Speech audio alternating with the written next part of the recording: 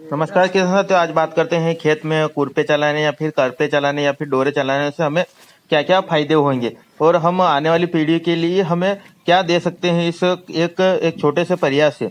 तो बात करें कि अगर हम हर्बिसाइड का उपयोग करते करते आएंगे तो किसान साथियों हमारी जमीन बंजर होती जाएगी, क्योंकि किसान मित्र हर वर्ष अभी 4 से 5 सालों में ऐसा हुआ है कि किसान मित्र हर वर्ष हर्बिसाइड का उपयोग करते आ रहे हैं। तो ऐसा करते रहेंगे तो हमारी जमीन बंजर होती जाएगी। हम अभी वर्तमान पीढ़ी को तो कमा सकते हैं, लेकिन आने वाली पीढ़ियों के लिए हम भविष्य खराब करते आ रहे हैं, क्योंकि अधिक हर्बिसाइड से हमारी जमीन बंजर हो जाएगी। अगर आपने सोचा है कि अगर हम रासायनिकों को भी ज्यादा खाद का उपयोग करते हैं तो पहले एक कट्टे में काम हो जाता था, लेकिन अब 2 से 3 कट्टे उपयोग करेंगे तो हमारे फसल को कुछ लगेगा कि हमने खाद डाला है। ऐसा क्यों आ रहा है, आप एक बार इससे के बारे में सोचिए। बात करें तो अगर हम पहले की जो हमारी जो पूर्वज थे वो 7 से 8 बोरी सोयाबीन लेकर आते थे, लेकिन अभी वर्तमान में 2 से 3 बोरी सोयाबीन लेकर आ रहे हैं। और अगर हम ऐसा ही करते रहे तो आने वाली हमारी पीढ़ियां है वो कुछ खाली हाथ खेतों से लौट कर आएगी और केवल बगदा या फिर कुछ घास फूस लेकर ही आएगी। ऐसा क्यों होता जा रहा है, इस बारे में आप सोचिए। इसका मुख्य कारण है कि हम रासायनिक और हर्बिसाइडों का इतना उपयोग कर रहे हैं कि हमें जमीन को तो कुछ देने का काम ही नहीं करते, हम जमीन से केवल लेने का ही काम कर रहे हैं। पहले हमारे किसान मित्र जो है वो गोबर की खाद, देसी खाद या फिर ऐसे जो फसलें लगाते थे जिससे उस फसल की पनवा लगती थी, तो उससे क्या है कि हमारे खेतों में अधिक जो है कार्बन की मात्रा भी बढ़ती रहती। लेकिन हमने जो अभी सूक्ष्म पोषक तत्व है या फिर सूक्ष्म बैक्टीरिया जीव है, तो उन्हें तो हम हर्बिसाइड का उपयोग कर कर लगभग हमने नष्ट कर ही दिया। और किसान मित्र मार्केट में जाता है तो उसे 2 छोड़कर अभी 4-4 5-5 टेक्निकल मिलाकर वाली दवाइयाँ दे रहे हैं। तो वो ऐसी दवाइयों का उपयोग करेंगे तो फिर हमारे जमीन का क्या होगा। और किसान मित्र हर बार छूट अपनाने की सोचता है। किसान मित्र सोचता है कौन घर पे चला है, कौन निंदाई गुड़ाई करे। तो किसान मित्र सोचता है कि हम केवल दवाई लाए दुकान से और छिड़क दे और फिर फ्री। लेकिन किसान साथियों, आप अभी तो फ्री हो रहे, लेकिन बाद में भी आप जमीन से फ्री हो जाएंगे। इसके कारण आप सोचते हैं कि हमारी लागत बढ़ रही है और हमें मुनाफा नहीं हो रहा। इसके कारण आप आपके जमीन में जो है लगभग बंजर हो जाएगी, तो फिर आप उससे उत्पादन ही लेंगे। आप उसे शॉर्ट टर्म के लिए तो आप उससे उत्पादन लेंगे, लेकिन लॉन्ग टर्म की आप सोच कर चलिए।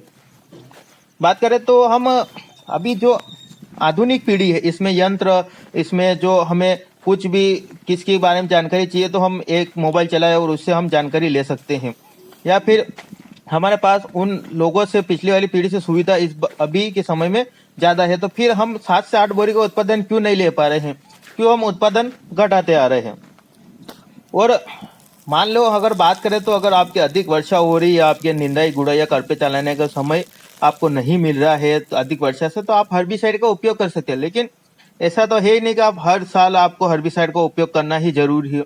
ऐसा नहीं है किसान साथियों, आप आने वाली पीढ़ियों के बारे में भी अवश्य सोचिए।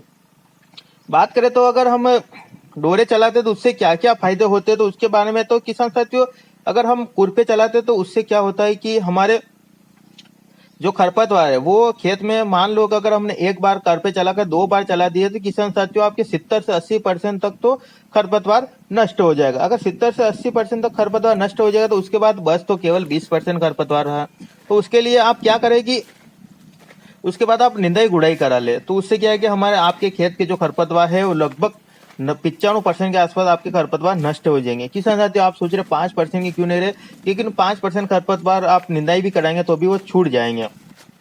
और अगर आपने हर्बिसाइड का उपयोग किया तो किसान साथियों, अगर आपने हर्बिसाइड दवाइयों का उपयोग किया है लेकिन उसके बाद अगर आपके पानी नहीं गिरा तो आपकी सोयाबीन जो है उसकी चाल तो रुक जाएगी, लेकिन उसको उत्पादन पे फिर असर पड़ेगा।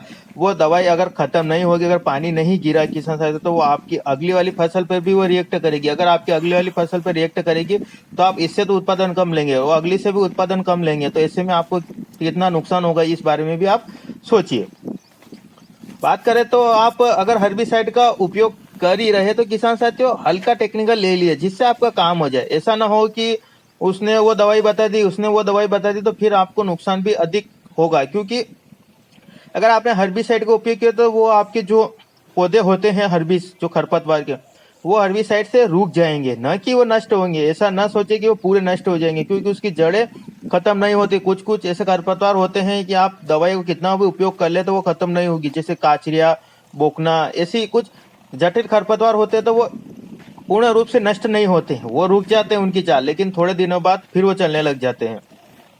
और अगर आपके जो खरपतवार को आप पूर्ण नष्ट करना चाहते तो करपे चला ले, उसके बाद निंदाई गुड़ाई करते। तो किसान साथियों, आपके जो वो खरपतवार होते तो उन्हें निकाल कर खेत से बाहर निकाल दे।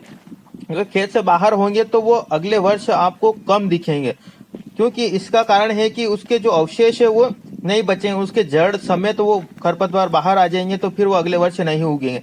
लेकिन आपने खरपतवार दवाइयों का उपयोग किया तो वो अगले वर्ष खरपतवार आपको वैसे की वैसे दिखेंगे।